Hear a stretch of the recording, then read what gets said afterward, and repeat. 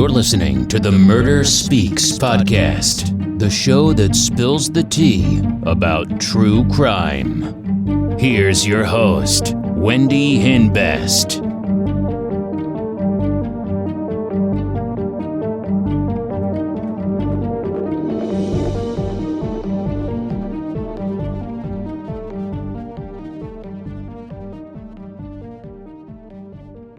Hey, welcome back to Murder Speaks. I hope everyone's having a great week and staying safe.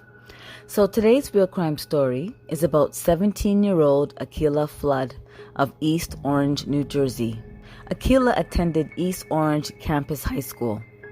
She was voted prom queen and was about to graduate. But June 5th, 2013, Aquilla was found deceased. 911, where's your emergency? I need an ambulance too. My daughter's not breathing and she's laying in a pool of blood.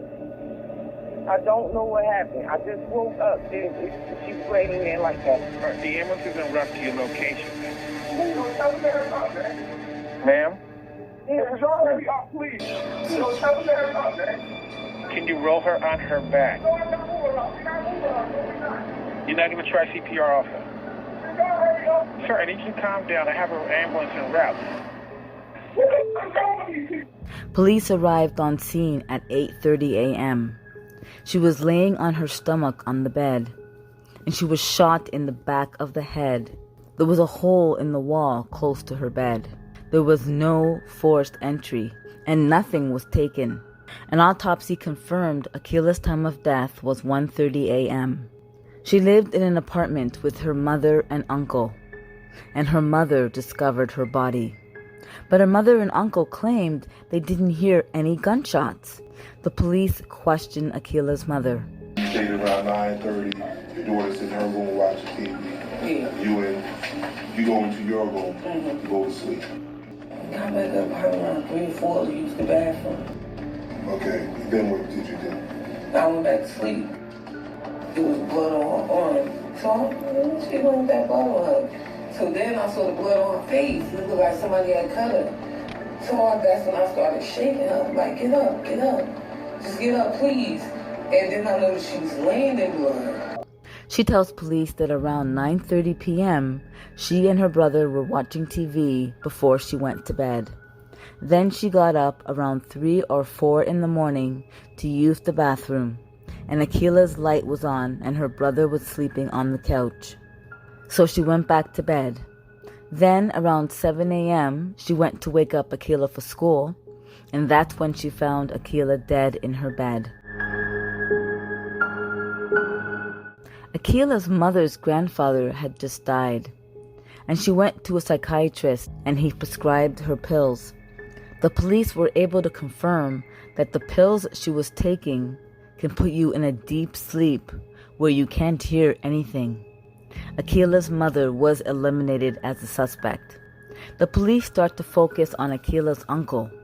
He has a criminal record and just got out of prison, and his sister took him in. The police questioned him. I was over to girl house, probably like 6 o'clock, 6:15. I left, I went to our house. It was what you call loud? Real loud? No, it was up loud. It was up loud and I ever heard the TV. Right. So I'm like, all right, turn the light out. And then I walk over, I turn the TV off, and I tiptoe out. Leeway said, the cop got the receipt. You got the receipt, they got the receipt. He tells police that he was hanging out with his girlfriend the rest of the night. Then he walked home. He got home between 2:55 a.m. and 3 a.m. He tells police when he got home, he heard Aquilla's TV blaring. So he went to her room and turned off the TV and lights and quietly walked out of the room. Then he went to the couch and fell asleep. The police speak to his girlfriend and confirm his alibi. So he is removed as a suspect as well. He tells police that Aquilla had a problem with a girl at school, a school employee. And it got so bad that Aquila's mother and uncle went down to the school. Girl had like start coming at my niece. So telling her I'm gonna have my nieces come up here at the school and do something to you and all this. So me and my sister popped up at the school one day. You know what I mean? Like I don't understand. The police tried to speak to the girl Aquilla was having a problem with, but she didn't want to speak to them. Aquila's friends go down to the station to give a statement. They tell police that the girl was going to bring her cousins to fight Aquilla.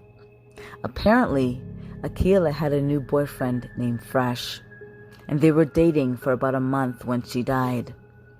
She wasn't taking him to the prom. Her ex-boyfriend is Al McCadden. She broke up with him about a month before she was murdered. She wasn't going to take her boyfriend to the prom. She was going to take another guy who was prom king. Al McCudden was suspended from school, so the police were trying to locate him. Aquila's friends ask Fresh where he was when Aquilla died, and he tells them he was sleeping. He also tells police that he was texting her the night she was murdered, and then the text suddenly stopped. The police watched the surveillance footage at Aquila's apartment building. They saw a male exiting the building running across the street. Then he walked back to the building. The police search for the weapon and they find a gun. The police question the guy Aquilla was going to the prom with. He tells police that the last time he saw Aquilla was the Tuesday at school before she was murdered. He denies visiting Aquila's apartment. The police believe him because he has a different build than the male on the video. He was eliminated as a suspect, but there were fingerprints on the gun, and it came back to Al McCadden. So Fresh is eliminated as a suspect. Al McCadden is arrested. I got there close, somebody, I got in the building, somebody was smoking a cigarette in the door. Walk right through. You know, where you going? I went upstairs. She said, her boyfriend might come over, I'm gonna have to leave. Like, why? I just, it dawned on me. I mean, like, she got me as a plan B, like, I'm in the way. So, got up, told her about the dick, but this ain't that. Like, I'm not what you think I am. I'm not no second guess or what I mean. So I tried to leave, grabbed the doorknob. Once I did, tried to walk back home, gun fell. Tried to grab the gun, tussle, going off. First, he tells police he went over to her place unannounced, and he and Aquilla got into an argument. She tells him he has to leave. He says he grabbed the doorknob and the gun fell out of his pocket, and he and Aquilla were fighting over the gun and it went off accidentally. But of course, the police didn't believe him. Then he tells the police the truth. He did show up unannounced and they did get into an argument. He turned up the TV, then shot her, then ran out of the building and hid the gun. Al McCadden pleaded guilty to aggravated manslaughter and unlawful possession of a weapon, and he received a 24-year prison sentence. He must serve at least 20 years of his sentence before he is eligible for parole. Wow, unbelievable. So, like, what was his motive for killing her? Did he kill her because she wasn't taking him to the prom? Or did he kill her because she broke up with him? Like, he took her life. Wow, unbelievable. Thank you so much for joining me on this week's Real Crime Story. If you like it, please share it. Sharing is caring. And if you are a true crime addict like me, check out my store, crystalkiss.com. That's Crystal with a K for some murder merch. Start killing it with Crystal Kiss murder merch. Also, check out my YouTube channel, Crystal Kiss, for more real crime stories. And check out my other YouTube channel, Wendy Boo, where I like to play games like Among Us and Roblox. And pop on over to my other YouTube channel, Puppy Planet, a vlog about all of our adorable puppies. I am writing my next book, Sin of Darkness, so stay tuned. Check out my website, himbestbooks.com, for more information. Thank you so much for listening. Join me again on Murder Speaks. Don't forget to subscribe. Thanks for listening. Bye.